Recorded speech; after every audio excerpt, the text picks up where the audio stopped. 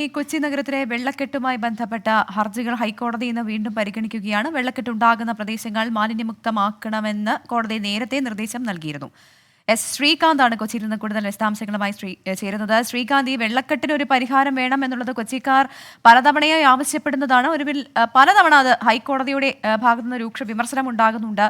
ഏതായാലും ഇന്ന് ഈ ഹർജികൾ ഒരിക്കൽ കൂടി പരിഗണിക്കുന്ന സാഹചര്യത്തിൽ എന്തൊക്കെ കാര്യങ്ങളാകും കൂടുതൽ പ്രാധാന്യത്തോടെ കോടതി പരിഗണിക്കാൻ സാധ്യതയുള്ളത്? എന്തൊക്കെയാണ് കൂടുതൽ വിശദാംശങ്ങൾ?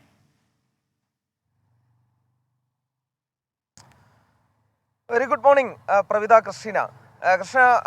പ്രവിത, ഒരു പ്രധാനപ്പെട്ട കാര്യമെന്ന് പറയുന്നത്, ഒരു നഗരത്തിലെ വെള്ളക്കെട്ട് ഒഴിവാക്കാൻ ഒരു കോടതി ഇങ്ങനെ തുടർച്ചയായി ഇടപെടുന്ന ഒരു സംഭവം ലോകത്തൊരിടത്തും കാണില്ല എന്നുള്ളതാണ് വസ്തുത. ഈ കൊച്ചിയിൽ മാത്രമേ ഇത്തരത്തിലൊരവസ്ഥ ഉണ്ടാകാൻ വഴിയുള്ളൂ എന്നുള്ളതാണ് തോന്നുന്നത്. ജസ്റ്റിസ് ദേവൻ രാമേന്ദ്രന്റെ നേതൃത്വത്തിൽ ഏതാണ്ട് എനിക്ക് തന്നെ മനസ്സിലാക്കാൻ സാധിച്ച ഏതാണ്ട് ഒരു 2 വർഷത്തോളമായി ഈ കേസിന്റെ പിറകെ തന്നെയുണ്ട്.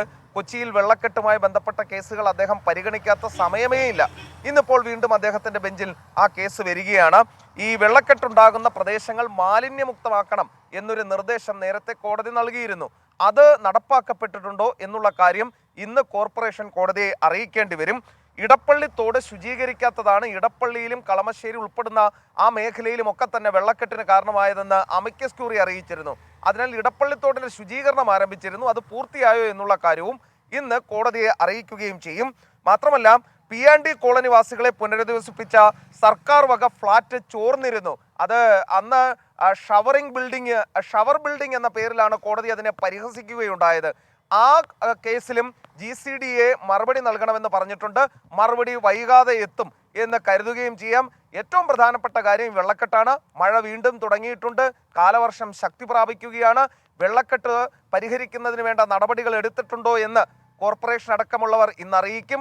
അത് കാത്തിരുന്ന് കാണാം. വീണ്ടും വെള്ളമുയരുമോ, കൊച്ചി നഗരവാസികൾ വെള്ളത്തിലാകുമോ, അതോ വെള്ളക്കെട്ട് പരിഹരിക്കപ്പെടുമോ എന്നുള്ളത് കാത്തിരുന്ന് കാണാം. ശരി ശ്രീകാന്ത്, എന്തായാലും മഴ ഇനിയും കനക്കാനുള്ള സാധ്യതയുണ്ട്.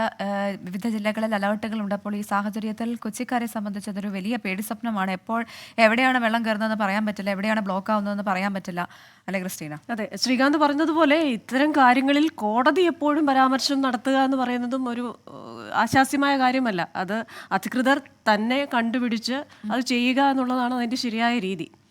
അപ്പം തന്നെ നിരവധി പ്രേക്ഷകരുടെ കമന്റ്സ് ഉണ്ട്. ഷെമി സുലൈമാൻ ചോദിക്കും, ക്രിസ്റ്റി ഇതിലെന്താണ് പ്രേക്ഷകർ ക്ഷമിക്കാനുള്ളത്? ക്രിസ്റ്റീനെ ശരിക്കും ഡാൻസ് ചെയ്ത് തകർക്കുകയല്ലേ ചെയ്യുന്നത്? അത് വിടാൻ മനസ്സില്ല.